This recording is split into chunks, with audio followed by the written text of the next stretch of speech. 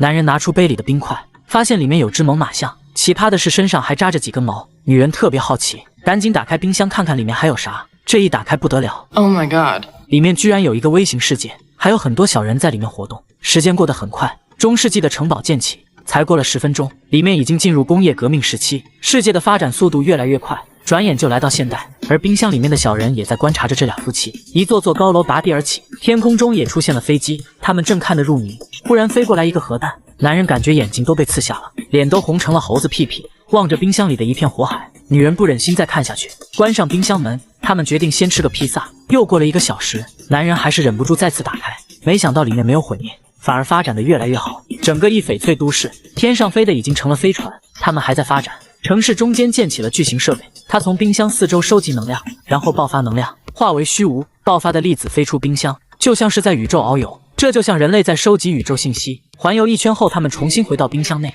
最后消失在了空间。男人盯着冰箱愣了好久，最终决定结束这一切，拔掉冰箱电源。谁也没想到他们会在刚搬进来的新房子遇到这种怪事，两人拥抱互相安慰，关灯睡觉去了。时间来到第2天，两人好奇心又泛滥，他们打开冰箱门，想看看里面还有什么东西。镜头拉近，冰箱又回到了远古时期，到处都是猿人和恐龙，周而复始，文明再一次重启。短片到这结束，不知道大家看完《爱死机》这一集有什么感想，可以和我交流一下。